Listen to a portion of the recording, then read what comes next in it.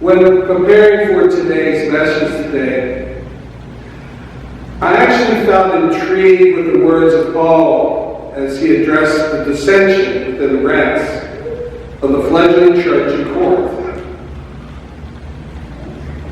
The first thing that spoke to me was in verse 10, when he says, I appeal to you, brethren, by the name of the Lord Jesus Christ, that you all agree that there is no dissension among you, but that you be united in the same mind and the same judgment and focus in Jesus Christ. And then going on to verse 19, where it states, For it is written, I will destroy the wisdom of the wise, and the cleverness of the clever I will thwart. And also in verse 20, Where is the wise man? Where is the scribe? Where is the debater of the age? Has not God made foolish the wisdom of the world? These words were the catalyst that brought me to my discussion for today. Because what I'm seeing around me, what I'm experiencing, this current social debate, there seems to be a multitude of realms claiming that they are of Christ, and claiming that they are the Christians, and they are right. We should be following them.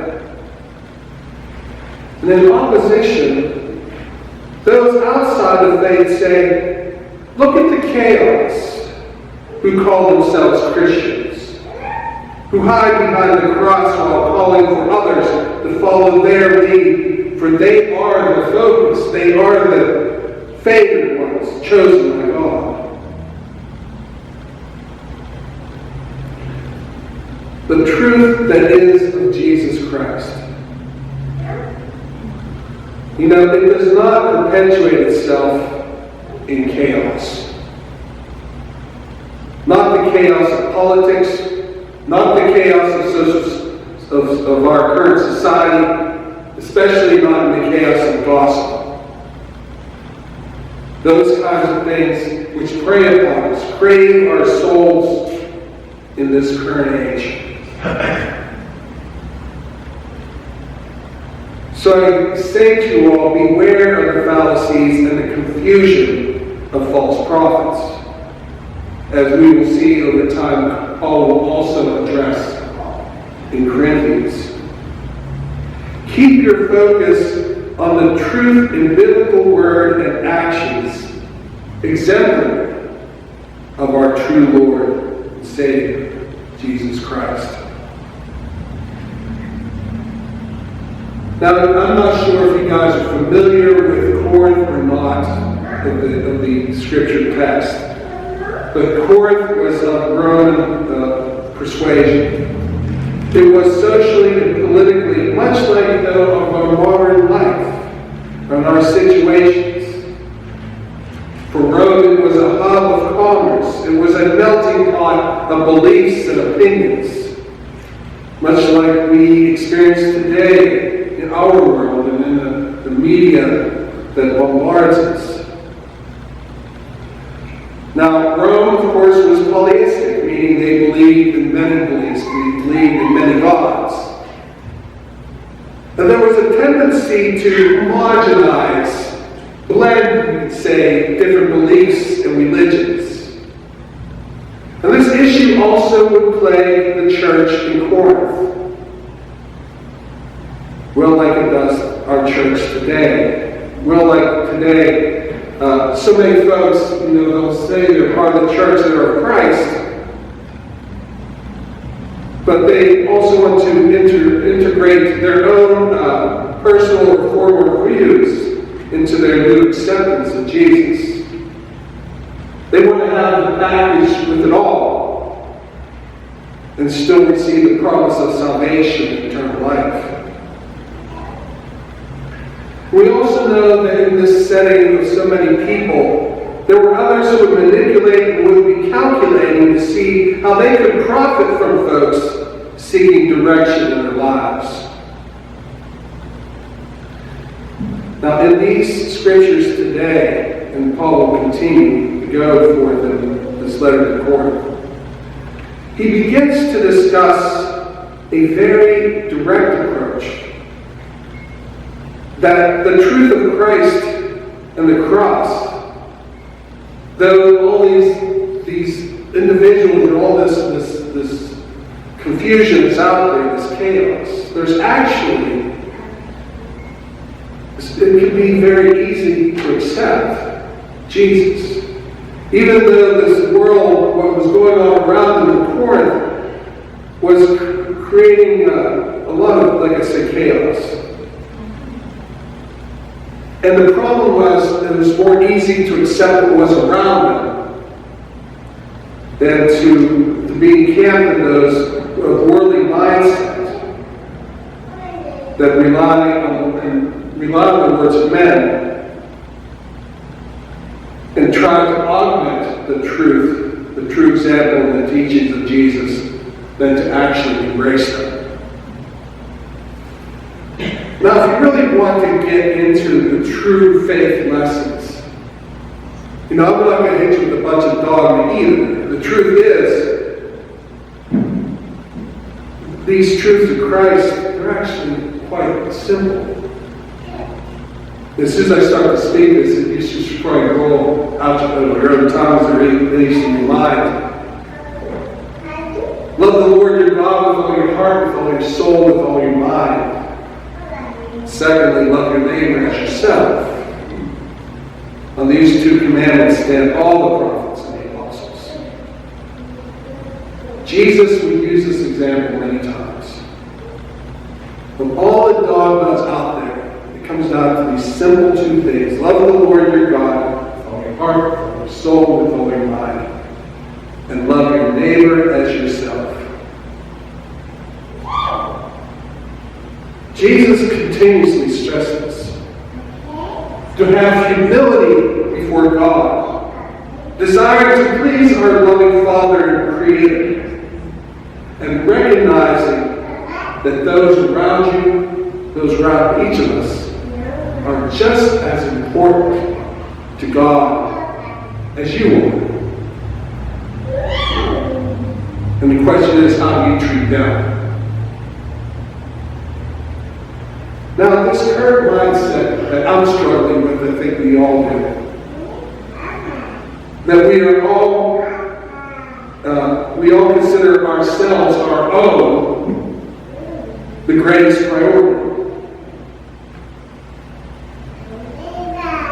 And I think when you really get into it, if you're really studying, if you're really trying to talk to God, asking Christ for His input, that's a bad way to look at it. We are our own greatest priority. Take care of myself first. It's not exactly how we do it. We see the results of this obsession. For example, how the church struggles. That's a big one. And the reality is, as a church, not just Mount Pleasant Church, as the church, the body of Jesus Christ, we can have a stabilizing impact on our communities as well as than we can currently realize if we put that priority first. And we can do a better job at creating peace, harmony, than any police force, any political provision or policy. The problem? There's no landslide of wealth to be made in this. In truly being faithful. There is, though, something more important. Something that sustains us, makes us whole. And that's our relationship with God and Christ. But we must have truth in our relationship with God. There must be a true relationship with us in Christ.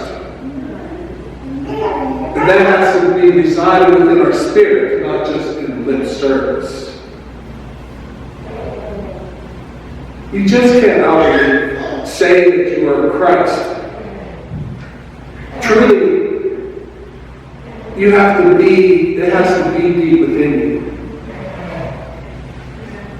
And as a leader, I know that I become a focal point, but it's not for me to be that. As Paul states, we're not of Cephas or of Critus.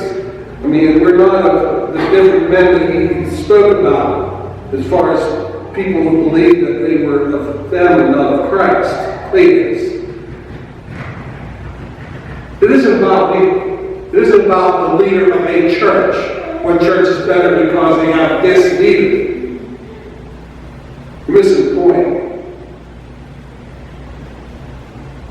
Our purpose is to engage you, to take that direct approach to seek God and Jesus in prayer and in meditation. Engage the biblical institution of the church. Not what we think the church is in our current time, but it's really struggle with what is the church? Am I the church today? Each one of us, as we should know, is a shrine to God. Each one of us is a temple to the Lord. Each one of us is a part of the church. And as even Jesus himself embraced it, the church is the bride of his in the world. He is the groomsman. Now, if we truly seek our Lord and Savior in our lives, in our daily aspirations, not just say that we believe, but in our daily aspirations, if we are all diligent, then, there would be no question. There would be no chaos or manipulation of that bright light of truth and holiness, which we know is our God. In each of our lives, then let us all be an epiphany. We're still in that season of epiphany. But let us all be in that season of epiphany. Each one a great light of perception of what is the love of God. But that it can come by simple means. This is about pageantry. It's about truly being. Like I said, that great light can be shown to the world by simple means. This is what we need to be as Christians. How we are to live by Christ's words. And by this, we cannot be manipulated or exploited by this world of men, greed,